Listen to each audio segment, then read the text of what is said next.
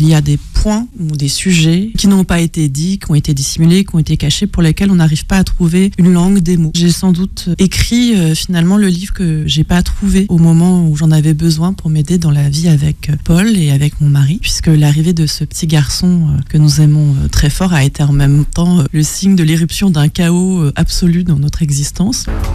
Midi 13h, le Book Club avec Philippe Robichon sur Beurre FM.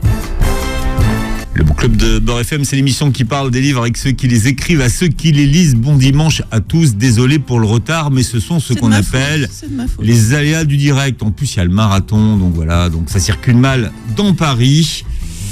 Et mon invité n'était pas très en avance non plus, mais elle a plaidé coupable. Donc, oui, non, voilà. C'est de ma faute. Je présente mes excuses à Philippe. Depuis le temps que je vous attends, plus ça fait des mois qu'on me parle de votre livre. C'est la journée mondiale de l'autisme et j'ai invité Mine Tranui. J'espère que je n'écorche pas trop votre nom. Vous êtes journaliste et romancière et vous publiez Un enfant sans histoire aux éditions Actes Sud. C'est l'histoire de Paul, votre fils.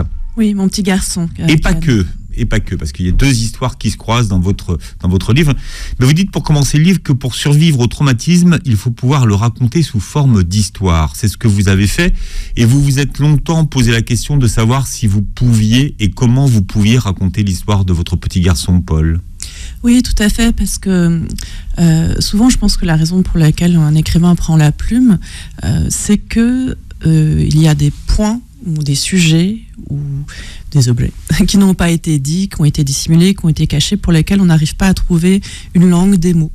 Moi, je pense que j'ai sans doute écrit finalement le livre que j'ai pas trouvé au moment où j'en avais besoin pour m'aider dans la vie avec Paul et avec mon mari, puisque l'arrivée de ce petit garçon que nous aimons très fort a été en même temps le signe de l'éruption d'un chaos absolu dans notre existence, puisque Paul ne dormait très peu. Et là, après 9 ans, donc c'est l'une des raisons de mon retard aujourd'hui. Toutes les nuits, Paul, il arrive qu'il puisse se réveiller à 2h du matin et que il se recouche pas avant 8h.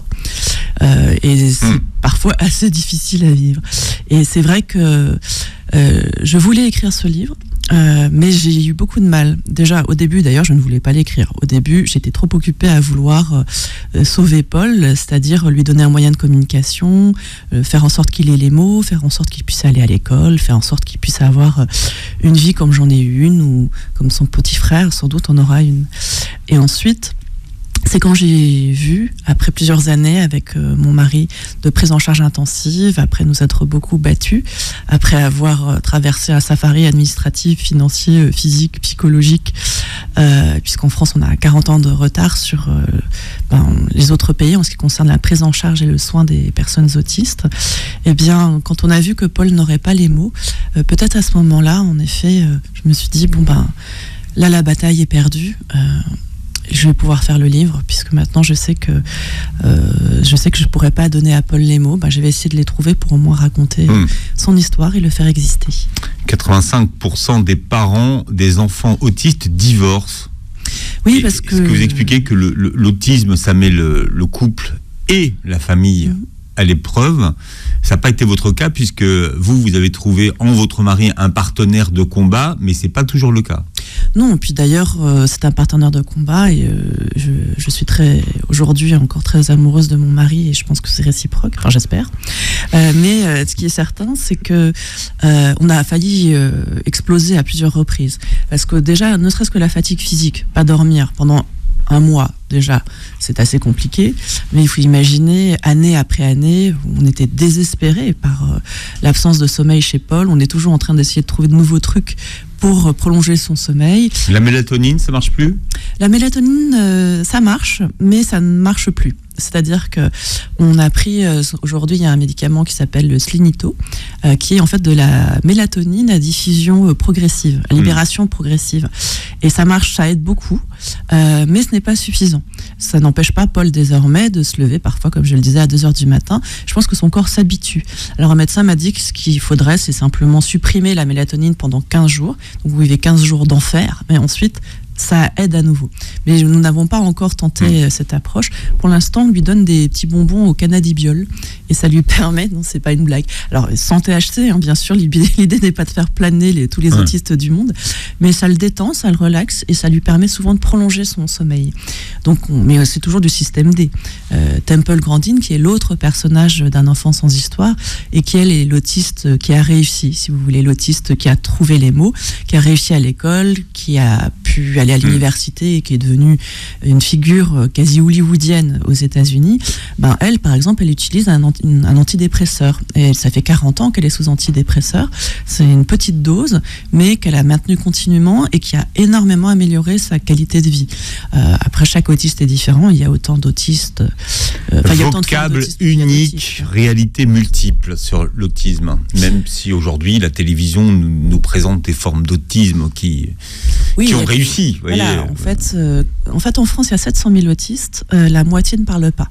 Mais évidemment, ils ne parleront jamais. Donc parleront jamais. Voilà, alors, certains autistes non-verbaux vont trouver un autre moyen de communication et ils peuvent très bien s'exprimer, par exemple, via le PEX. Le PEX, c'est un système de communication qui passe par les images. Donc, il y a des autistes qui PEX très bien, qui peuvent faire des phrases sous cette forme-là. Parce que les autistes voient en images, en fait. Hein. C'est ça qu'il faut expliquer. Enfin, alors, certains voient en images. Oui, ils traduisent leurs pensées en images. Eh bien, en tout cas, pour un certain nombre d'entre eux, évidemment, toute la frange qui ne parle pas est plus difficile à décrypter. Mais quelqu'un comme Temple Grandin, par exemple... Dit, oui. Elle fait des films. Elle fait des films et en fait, elle fonctionne comme Google Images, ce qui est assez extraordinaire. Si moi, je vous dis chien, bon, vous allez peut-être voir 2-3 chiens, une pub avec un chien. Elle voit tous les chiens qu'elle a jamais croisés dans sa vie, depuis la naissance jusqu'à aujourd'hui. Et elle les voit avec un degré de précision maximale. Parce qu'il y a une superposition, et en fait, c'est ça. Quelqu'un d'autiste, c'est quelqu'un qui a besoin de revoir tout. Alors, elle revoit tout dans l'ordre chronologique, donc elle explique que parfois c'est un peu lent. Mais en revanche, elle se souvient de tout, ce qui est une mémoire eidétique extraordinaire, quoi. Et bon, je ne sais pas si Paul est doué de cette mémoire eidétique extraordinaire. Je ne pense pas, mais c'est vrai que sur le visuel, lui, il communique avec nous grâce aux images. Ce qui déjà a beaucoup aidé, puisque ça a réduit beaucoup de crises qu'il avait, puisque si jamais l'enfant n'a pas de mots, ben, il est comme un bébé. C'est-à-dire que si jamais il veut manger, si jamais il a froid, si jamais il a envie de sortir, comment est-ce qu'il peut vous l'exprimer si ce n'est en hurlant ? Donc si jamais vous lui donnez déjà un autre moyen de communication, toutes ces crises liées au fait qu'il n'arrive pas à exprimer ce qu'il veut, elles sont déjà supprimées, c'est déjà énorme. Après, il y a d'autres choses à régler. Souvent, par exemple, les autistes ont des problèmes de sensorialité, ils sont hypersensibles, ça peut être aux matières, ça peut être aux couleurs, ça peut être aux odeurs. La laine, ça les gratte, donc c'est insupportable pour eux, c'est comme de la laine de verre. Pour certains. Ouais. C'est vrai que dans le cas de Temple, par exemple, elle avait l'impression qu'en effet, ses habits étaient en papier de verre. Donc en papier, voilà, c'est horrible pour elle. Et là, j'ai rencontré un autiste Asperger il n'y a pas très longtemps qui m'expliquait que quand il était petit, c'était une torture, c'était les étiquettes qui en fait le blessaient. Donc il avait trouvé des stratégies pour, notamment sur les sous-vêtements, il y a plein d'étiquettes souvent. Donc il me disait, je mettais mon t-shirt en dessous pour faire une paroi contre les étiquettes. Voilà. Et donc il me disait, mais c'était terrible pour lui parce qu'en même temps, déjà les autistes savent pas forcément, surtout quand ils sont petits, que ce qu'ils ressentent n'est pas ce que ressentent les autres. Temple Grandin, elle a mis des années avant de se dire que mais en fait avoir des crises d'angoisse jusqu'à avoir l'impression qu'on est poursuivi par un serial killer et qu'il ne vous reste plus qu'à sauter des 1000 étages d'un gratte-ciel lorsqu'on va seulement aller chercher son courrier, c'est pas normal. Voilà. En fait, si on vous le dit pas, c'est compliqué de le savoir. Ce qui est très intéressant dans l'histoire de Temple Grandin, c'est que elle est née en 47, elle, il n'y avait pas d'émission à la télévision, il n'y avait pas de tutos sur Twitter, enfin, il n'y avait pas il n'y avait pas les réseaux sociaux, c'était à une époque où on parlait même pas d'autisme. Non, parce que Léo Kanner, qui est celui qui a donné, en fait, qui a pondu ce diagnostic, si je puis dire, il venait juste de le faire. Donc déjà, au sein des hôpitaux, le temps que ça infuse, que ça se diffuse, effectivement, au tout début, de Temple Grandin, quand sa mère est arrivée, on a plutôt fait l'hypothèse d'une lésion cérébrale, qui s'est d'ailleurs révélée exacte, en l'occurrence. Et qui, en effet, a créé cet autisme chez Temple. Et elle s'en sort grâce à deux femmes, sa mère, qui ne lâche rien, et sa gouvernante qui, à elles deux, elles vont inventer une méthode qui va peut-être lui permettre de s'en sortir, de certaine façon. Oui, en fait, une méthode qui s'est appuyée tout simplement sur le bon sens, puisque cette petite fille n'apprend pas comme les autres enfants, spontanément, en imitant, par exemple, en faisant comme papa et maman, ou en faisant comme le frère, la sœur, ou le copain, ou la copine. Bon, on va lui apprendre scientifiquement les choses. Donc, la gouvernante, bien sûr, il n'y a pas de mot à l'époque pour cette approche. C'est juste que la mère, par exemple, se dit, puisque, par exemple, au moment de lire, d'apprendre à lire, puisque à l'école, ça marche pas, je l'apprends avec moi, je change mon approche. Et je change le livre.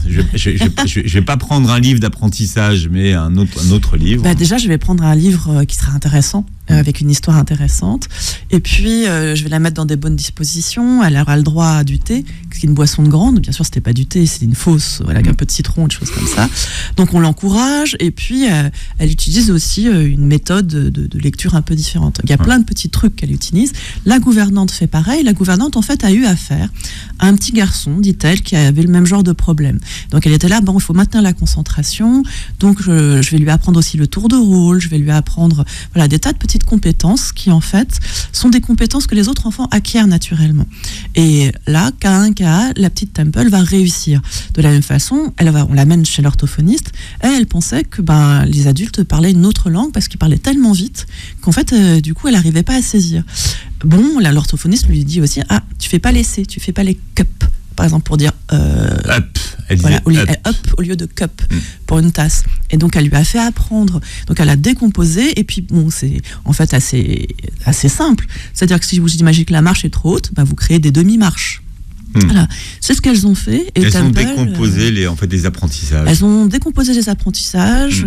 Il y a des techniques aujourd'hui, par exemple, dans le comportementalisme, parce que c'est ce que c'est. Enfin, ça n'avait pas le nom de comportementalisme, mais c'est ça. Par exemple, le cas d'une petite fille qui mangeait que du pain brûlé, ce qui est un peu embêtant pour ses parents. J'adore cette anecdote. Voilà. Et c'est terrible, de se dire, on l'a amenée dans un hôpital qui pratiquait ces approches comportementales. Ils ont dit, puisqu'elle aime que le pain brûlé, on va lui servir aussi des carottes brûlées, des patates brûlées, plein de trucs brûlés. Et au fur et à mesure, une fois, parce que c'est très proche, donc elle accepte. On va cuire de moins en moins les aliments. Au bout de 6 mois, elle mangeait tout. Voilà, c'est du façonnement. Mon petit garçon, lui, il avait un problème pour la propreté, à savoir que on a appliqué l'approche comportementale classique pour le faire aller au pot, aller directement aux toilettes d'ailleurs, en l'occurrence.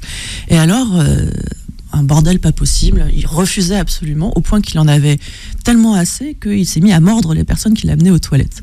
Donc on avait tout arrêté en se disant c'est une catastrophe, il ne sera jamais propre en fait. Et puis il y a une psychologue qui a émis une hypothèse qui a dit en fait peut-être que pour Paul c'est trop compliqué de passer du moment où il fait pipi dans la couche au moment où il doit faire pipi ou caca les fesses à l'air. Et que en fait ça sensoriellement il peut pas. Et donc moi j'étais là oui peut-être mais j'en ai marre de toute façon, ça fait 1 an qu'on est là sur cette procédure, j'en ai ras le bol. Et en fait c'était ça. Donc en fait on nous a dit désormais vous allez le récompenser à chaque fois qu'il arrive à aller faire pipi aux toilettes avec un crocodile Haribo. Il faut choisir en fait évidemment une récompense extrêmement convoitée par l'enfant. Une chips au poivre. Voilà, mais alors les chips au poivre, ça je pense que sans chips au poivre, on ne pourrait pas affronter le quotidien. Franchement, ça serait impossible, parce qu'effectivement, c'est ce que préfère Paul au monde. Et on lui retirer la chips au poivre, je pense qu'il nous aurait découpé à coup de... Enfin, je sais pas. Alors, pour expliquer la stratégie que vous avez adoptée pour qu'il aille aux toilettes, vous avez pris des couches que vous avez petit à petit découpées.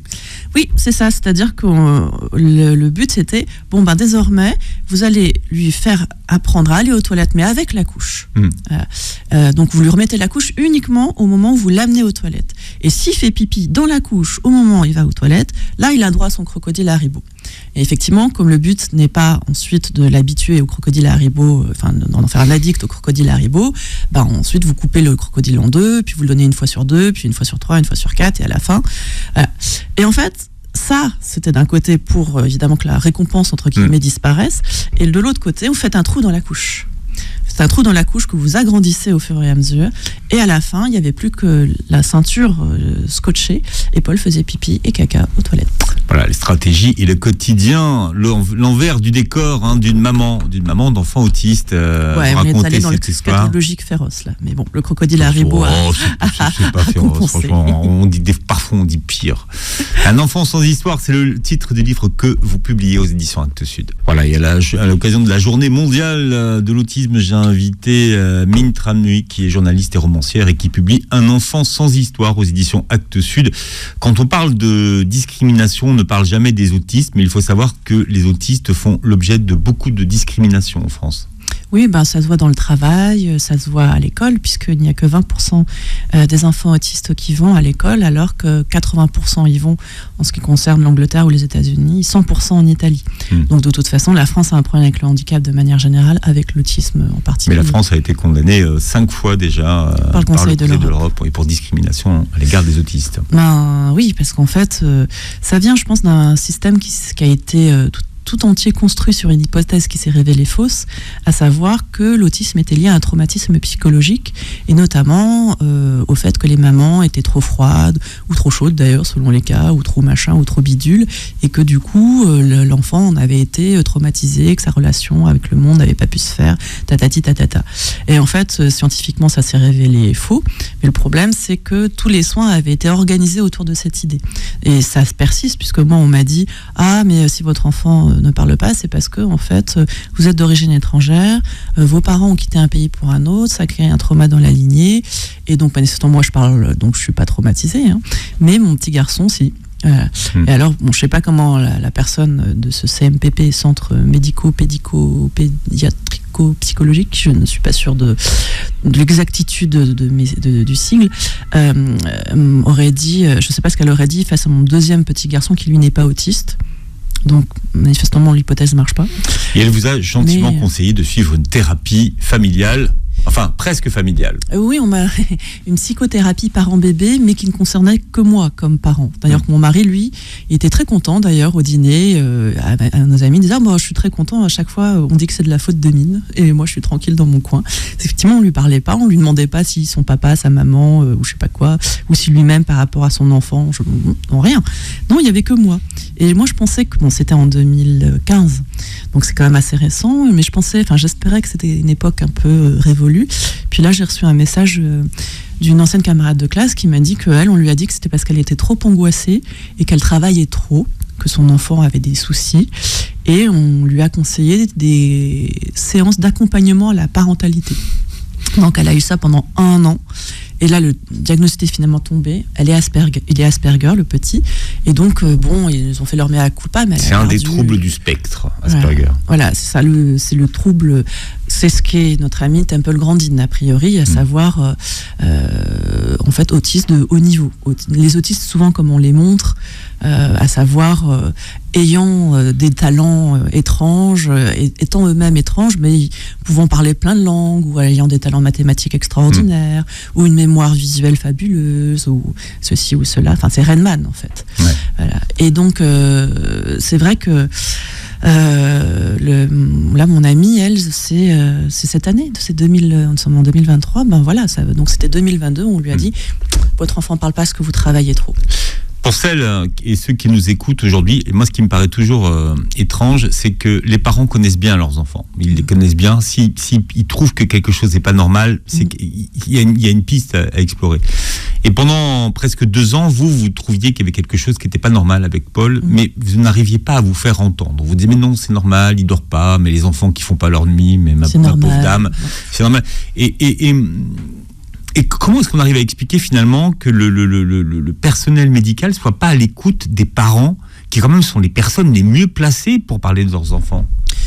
C'est vrai que le personnel médical, je ne peux pas parler trop de manière générale, mais c'est vrai que, en tout cas dans mon expérience, on vous traite comme la mère angoissée qui s'en fait beaucoup trop et qui du coup n'est pas à même d'avoir un œil réellement objectif et informé sur ce qui se passe avec sa progéniture. Je pense que c'est des habitudes en fait qui sont lentes, très lentes à changer. Plutôt que d'investiguer et d'écouter, on vous dit non. Il faut savoir qu'en plus, le problème de la France, le nerf de la guerre, c'est la formation. Tout simplement, le personnel n'est pas formé à l'autisme. Donc, ils essayent de changer les choses, mais de la même façon, les médecins, pendant très longtemps, dans leur cursus, il y avait 1 heure sur l'autisme, et l'heure était consacrée à la lecture de Bruno Bettelheim, La forteresse invisible, qui donc psychanalysait totalement la maladie, et expliquait que oui, donc voilà, c'est un trauma psychologique, papa, maman sont pareils à des gardiens de camp, et l'enfant est pareil à un prisonnier de camp. Bon, c'est sûr que ça favorisait pas non plus. Ça date un peu. C'est vieux, mais c'est très vieux, mais en fait, ça a imprégné un peu les mentalités, donc on le dit plus évidemment comme ça. Enfin, on m'a évidemment pas dit que j'étais une gardienne de camp, mais en fait, en revanche, ce qui reste, c'est l'idée que c'est parce que vous savez pas bien vous en occuper. C'est parce que c'est vous qui n'arrivez pas à l'élever comme il faut. Voilà. Donc cette idée-là, elle demeure fortement d'ailleurs dans beaucoup de milieux ou de mondes. Moi, j'ai même des gens qui me connaissent ni d'Ève ni d'Adam, mais qui ont considéré que non, mais elle plaide pour sa paroisse. La psychanalyse, c'est quand même beaucoup plus intéressant pour l'autisme. En fait, moi, j'ai rien contre la psychanalyse personnellement. Je pense même qu'en écrivant mes romans par ailleurs, puisque je suis romancière, je fais une forme de psychanalyse. C'est-à-dire que j'utilise des éléments du réel, que je les assemble, que je leur donne une interprétation. Bon, en plus, comme moi, j'essaie d'en faire de l'art, j'essaie de leur donner aussi de la beauté, une forme, une langue, un style. Et ensuite, j'espère que tout ça va donner un sens à ces éléments du réel pour devenir une œuvre d'art. Donc, la psychanalyse, comme le disait Michel Schneider, qui était romancier et psychanalyste, c'est pas qu'elle vous donne la vérité, elle vous donne une interprétation de ce qui vous est arrivé qui va vous permettre d'avancer. C'est pas forcément vrai, mais c'est cohérent. Et si, ma foi, ça vous aide, eh ben, tant mieux pour vous. En revanche, sur l'autisme, ça n'a pas sa place. J'aurais peut-être eu besoin, moi ou mon mari, d'ailleurs on en a eu besoin, d'une aide psychologique pour pouvoir survivre et surmonter toutes les épreuves qu'impose l'arrivée d'un enfant handicapé qu'on ne peut pas laisser sans surveillance, ne serait-ce que 30 secondes, puisqu'on est dans l'hypervigilance pour tous les soins que ça nous a, pour tout l'argent que ça a coûté. Vous dites que c'est une organisation d'une PME. Oui, c'est une PME. Et donc, effectivement, là, je pense que quand on était au fond du trou, notamment pendant les périodes de Covid, puisque vous vous souvenez, lors du premier confinement, en fait, les instituts médico-éducatifs, ils ont fermé. Donc là, vous êtes seul, vous n'avez plus de babysitter, vous n'avez plus rien. Et vous avez votre gamin qui ne supporte pas d'être à la maison enfermé, donc il se cogne contre les murs, littéralement. Bon, dans ces moments-là, c'est sûr qu'une aide psychologique aurait été bienvenue. Mais en revanche, l'idée qu'on va faire une psychanalyse avec son enfant n'a aucun sens. Un jour, vous avez décidé de taper sur un moteur de recherche les symptômes de votre petit garçon et vous tombez sur l'autisme, finalement. Et ça, c'est quelque chose que vous avez eu du mal à accepter. Pourquoi est-ce que vous avez eu cette période de déni ? Déjà parce que personne n'a envie de se dire que son enfant est atteint d'un trouble. Mais pourtant, vous mettiez un mot sur quelque chose que vous n'arriviez pas à expliquer. Oui, mais alors... De toute façon, c'est toujours très ambigu. Moi, je me suis dit, il y a quelque chose qui ne va pas. Je préférais être rassurée sur le fait que c'est moi qui ne vais pas plutôt que mon fils ne va pas. Ouais. C'est quand même... je préfère être culpabilisée plutôt que de me dire que c'est lui qui a un souci et que donc ça va être très, très, très compliqué. Donc... c'est à cause de ça que pendant longtemps, j'ai quand même fait les examens. C'est-à-dire que je suis allée plusieurs fois voir mon pédiatre avec mon mari et on lui a dit, mais c'est bizarre, Paul ne répond pas à son prénom. C'est souvent un signe. Les gens pensent qu'il est sourd, qu'il a un problème. Donc on a fait vérifier son audition à 4 reprises. Voilà. Mais le pédiatre, alors qu'il est jeune, qu'il est ouvert, il n'avait aucun problème avec ça, n'est pas assez formé à l'autisme pour se dire, tiens, le petit a un trouble. Le regard qui fuit. Oui, le regard qui fuit, mais il l'a pas remarqué. Enfin voilà. Et je peux le constater. Pourtant, j'ai aucune colère vis-à-vis de ce pédiatre qui a fait ce qu'il pouvait.